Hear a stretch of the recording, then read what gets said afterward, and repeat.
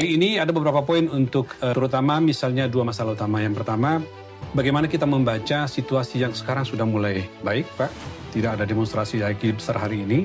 Dan yang kedua, bagaimana kita membaca pernyataan Presiden Prabowo kemarin usai bertemu dengan para pemimpin parpol dan para ketua-ketua lembaga. Dan lalu menyampaikan solusi yang bisa ditawarkan kepada publik. Ulangi, mari kita bersyukur kepada Allah sejak hari ini, sejak minggu malam.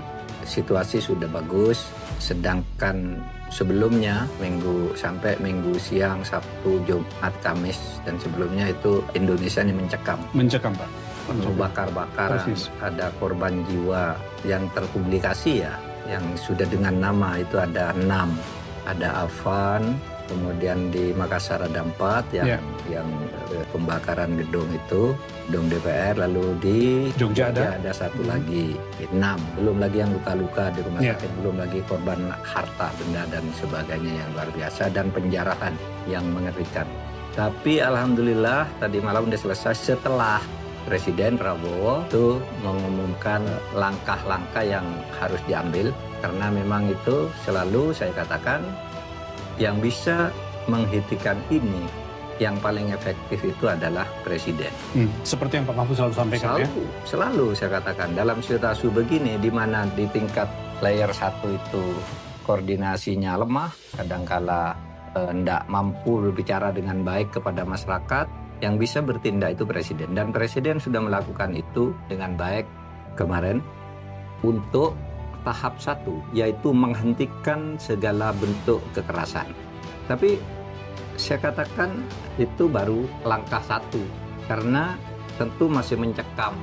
Api dalam sekam bisa suatu saat timbul kalau tidak ada perubahan pola, bahwa itu harus ditindak tegas siapapun, apakah itu warga masyarakat atau aparat yang melanggar hukum akan ditindak tegas dan akan diselidiki secara transparan dan terbuka. Masalah utamanya yang belum itu apa, Pak? Nah, masalah utamanya yang belum itu yaitu menjawab dengan kebijakan dan perubahan langkah-langkah pemerintah terhadap masalah-masalah yang menjadi penyebab terjadinya peristiwa demo yang sangat mengerikan itu, masif dan mengerikan itu.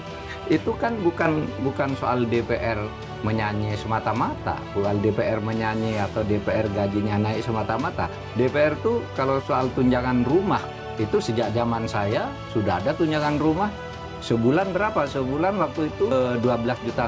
Nah, jadi setahun 150 gitu. Kalau 5 tahun kan sudah 750 pada waktu itu, tahun 2004 sampai 2008 saya anggota DPR. DPR menyanyi-nyanyi itu sudah biasa sejak dulu. Acara sudah ditutup lalu ada lagu-lagu daerah. Kalau di Istana Negara, Istana Kenegaraan itu menteri-menterinya turun ke lapangan ikut menari-nari toh. Nari rungkat, nari ojo dibanding-banding. Kayak menteri-menterinya. Bukan hal baru lah ya dalam perayaan acara seperti itu muncul. Tetapi ini menjadi pemicu dari akumulasi atas beberapa masalah. Akumulasi, kata kunci akumulasi. Akumulasi atas beberapa masalah yang tidak selesai. Apa, Pak? Bisa ada contoh yang Pak Mahfud sampaikan? Karena dari kemarin saya mendengarkan Pak Mahfud mengatakan ini akumulasi dari persoalan panjang yang membuat orang kecewa. Apa, Pak? Di bidang apa saja orang merasa bahwa ada masalah? Banyak. Misalnya begini ya, di bidang ekonomi. Kehidupan masyarakat itu kan sekarang terombang-ambing. Katanya ekonomi membaik, sementara di lapangan ada fakta-fakta yang sangat menyedihkan. Angka PHK tinggi, pengangguran tinggi. Soal pajak yang mencekik, soal PBB. Dibilang menterinya kurang kapabel, menteri saya 100% hebat. Itu kan berarti apa ini? Empatinya kurang. Padahal pidatonya bagus, pidato 20 menit bagus, tiba-tiba bergurau seperti itu. Maunya bergurau mungkin, tapi menjadi tidak lucu sama sekali. Atau Pak, mungkin Pak Prabowo terlalu percaya diri mungkin, Pak ya? Ya mungkin saja ya. Masalah sederhana aja orang berteriak sudah 3 minggu ini. Silvester, itu kan masalah sederhana. Iya. Itu Silvester inkrah 1,5 tahun, lalu lalang di depan hidup kita, di depan hidung kita, tidak ada yang berani nangkap. Menurut saya tidak ada yang berani nangkap tuh bukan orang tidak tahu, tetapi ada sesuatu di balik itu yang mungkin dikompromikan atau terlanjur dikompromikan. Mungkin karena apa jawaban pemerintah? Kenapa mengeksekusi sesuatu yang sudah inkrah aja tidak bisa? Itu hukum ya. Kemudian kasus kriminalisasi, politisasi hukum itu juga menjadi masalah. Orang ketika mendukung Tom Lembong diberi abolisi, orang itu bukan senang, tapi tetap mendukung. Kenapa? Karena ada hal yang tidak logis dalam penegakan hukum. Kenapa yang lain tidak? Kenapa sudah disebut bahwa ini kebijakan dari presiden dan diakui oleh presiden? Kenapa prosesnya masih begitu seperti di skenario pendapat hakim dan pendapat jaksa seperti sama persis, gitu kan? Ini semua membuat masyarakat ada ketidakadilan. Iya, kita nggak mendukung Tom Lembong, tidak. Tapi itu mencederai hukum dan jawabannya tidak jelas. Kenapa ada seperti itu? Tom Lembong abolisi, oke bagus. Tapi yang lain gimana? Apakah kasus itu menjadi hilang atau tidak? Lu kan sudah mulai ada yang terdakwa lain di luar Tom Lembong, bahwa pegawai itu. Bagaimana dengan status pernyataan Presiden Jokowi bahwa memang dia yang membuat kebijakan itu sesudah Tom Lembong diabolisi? Nah itu semua jawaban tidak memuaskan. Harusnya kan kemarin aparat penegak hukum menjelaskan ini ada apa sebenarnya. Ada kasus Zarof Rikar ya, yang sekarang udah dihukum mantan pejabat Mahkamah Agung. Iya, tapi kasus pencucian uangnya itu enggak jelas. Yang 920 itu kan baru dihukum dalam satu kasus dia, dalam satu kasus penyuapan. Yang uang yang ini yang banyak nih. Yang justru 1 triliun uang itu sampai sekarang ini nggak jelas ini diapain. Karena di situ ada daftar orang-orang yang terlibat penyimpanan uang di tempat Zarof itu kan. Di situ diberitakan di putusan hakim itu loh, bahwa di situ ditemukan daftar-daftar perkara apa yang terkait dengan ini. Ini belum masuk ke pengadilan. Katanya sudah menjadi tersangka dalam TPPU, tindak pidana pencucian uang, tapi tidak ada. Nah, pagar laut yang paling parah misalnya. Ini kasus yang Bang Mahfud selalu berteriak gini. Iya, itu jelas kata Kejaksaan Agung korupsi, tapi polisi tidak mau. Sampai kasusnya sekarang hilang. Itu kejahatan luar biasa. Bukan hanya melanggar undang-undang, bukan hanya melanggar kebijakan pemerintah, tapi melanggar ketentuan pasal 33. Bahwa bumi, air, dan kekayaan alam yang terkandungnya dikuasai oleh negara.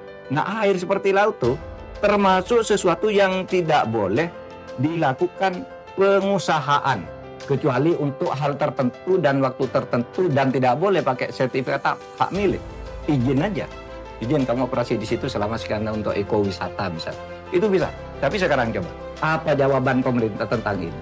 Terus setiap pidato semua bagus-bagus saja gitu. Pak Mahfud ini mengatakan bahwa apa yang dipidatokan itu tidak selamanya sesuai dengan dalam kenyataan. Iya. Atau ketinggian mungkin ekspektasi kita kepada pemerintah. Enggak, karena presiden selalu kalau berpidato. presiden selalu mengatakan akan saya kejar dan segala macam gitu ya. Selalu mengatakan pidatonya bagus, tiba-tiba sampai di tengah hidup gitu kan, orang tersinggung ya.